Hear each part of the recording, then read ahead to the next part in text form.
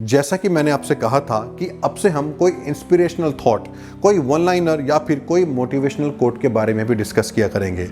और एक ऐसी ही कोट मैंने आपके साथ शेयर भी की थी, that is an ideation without execution is nothing more than delusion. और इसके बारे में मैंने आपको बताया भी था। एक और ऐसी कोट है जो कि मुझे भी बहुत इंस्पायर करती है।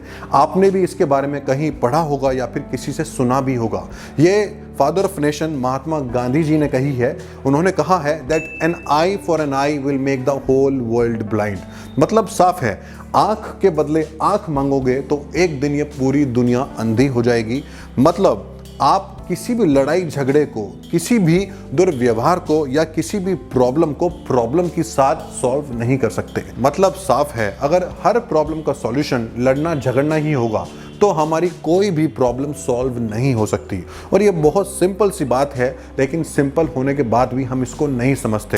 जब हम बड़े होते हैं, हमारी साथ साथ हमारी ईगो भी बड़ी होने लगती है और ये ईगो हमें कभी भी सेटिस्फाइड नहीं होने देती है। यानी कि अगर आपने मेरे ऊपर उंगली उठाई तो मैं आपके ऊपर 2 उंगली उठाऊंगा।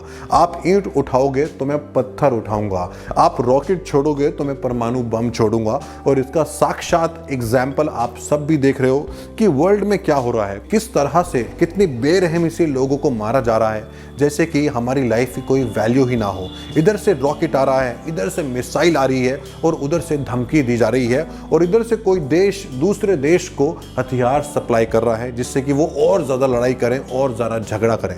आप सबने देखा भी होगा और सुना भी होगा, जब हमारे देश के प्रधानमंत्री श्री नरेंद्र मोदी जी G20 की मीटिंग में अपना भाषण दे रहे थे, तब उन्होंने कहा भी था that humanity is a challenge can not be solved bye fighting.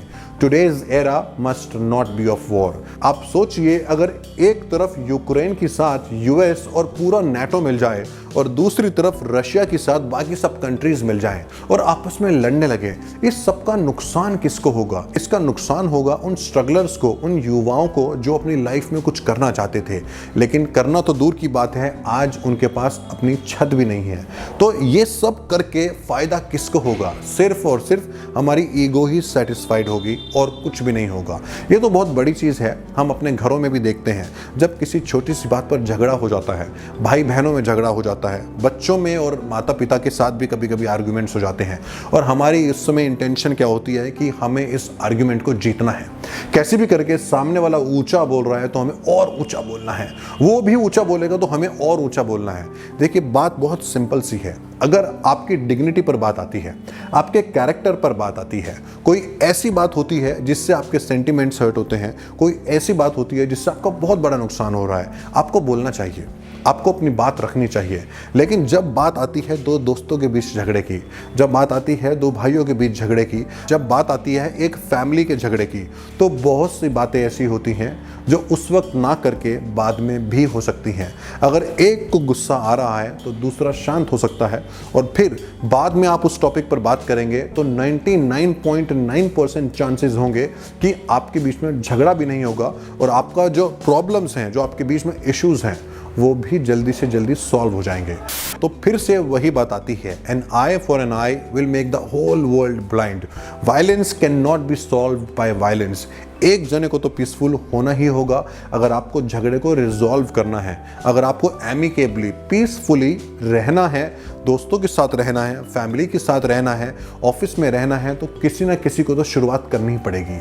आपको बहुत छोटा सा काम करना है, that is to stop feeding your ego. अगर हम अपनी इस ईगो को घास डालना बंद कर देंगे, इसको फीड करना बंद कर देंगे, तो आप देखो आपकी बहुत सारी प्रॉब्लम्स सॉल्व हो जाएंगी।